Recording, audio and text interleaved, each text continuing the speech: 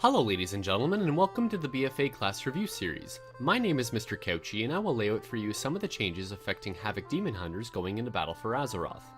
Although we are close to the end of beta, some of this is still subject to change, so don't take everything said here as law.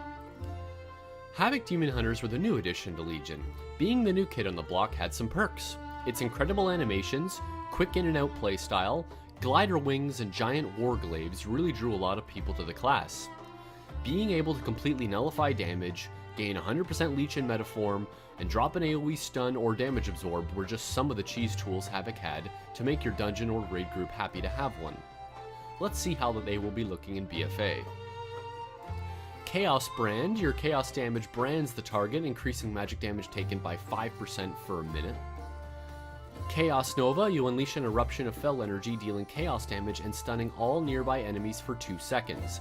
Each enemy stunned by Chaos Nova has a 30% chance to generate a lesser soul fragment. Disrupt, formerly Consume Magic, interrupts the enemy's spellcasting and locks them from that school of magic for 3 seconds. It generates 30 fury on a successful interrupt, and the range has been changed from 20 yards to 10. Eye Beam, you blast all enemies directly in front of you, dealing guaranteed crits for chaos damage for over 2 seconds. Your primary target takes 100% increased damage, its cooldown has been changed to 30 seconds, and the cost changed to 30 fury. Imprison's cooldown has been changed from 15 seconds to a minute. Metamorphosis had its cooldown changed from 5 to 4 minutes. And Consume Magic, originally a Death Knight ability on the alpha, is now yours, which consumes a beneficial magic effect from the target, removing it and granting 20 fury. So most of your gameplay stays intact with a few changes.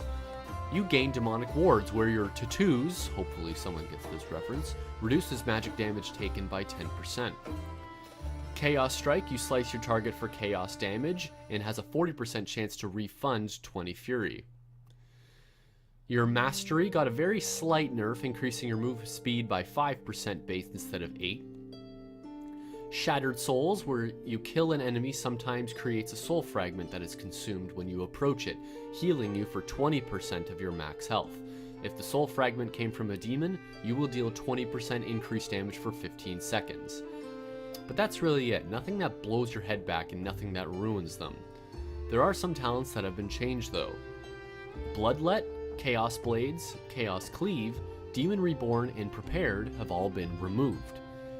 In their places, you get Cycle of Hatred. When Chaos Strike refunds Fury, it also reduces the cooldown of Metamorphosis by 3 seconds. This is an exciting eyebrow-raising talent.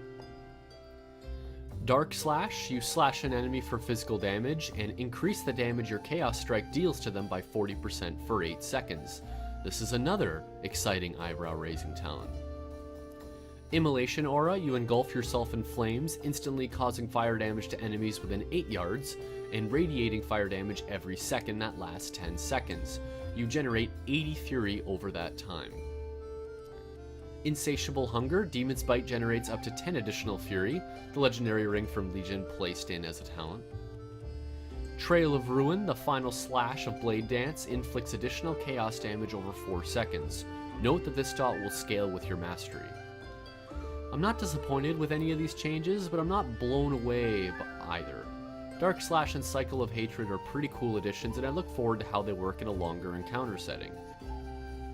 A couple of your other talents have been changed. Blind Fury, your Eye Beam generates 40 fury every second, and its duration is increased by 50%.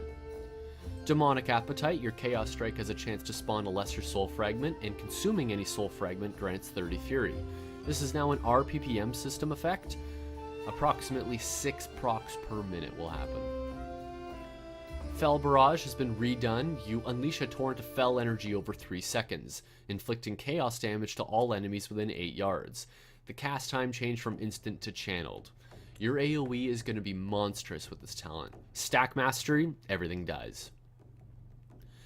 Fellblade, you charge to your target and deal fire damage, generating 40 fury.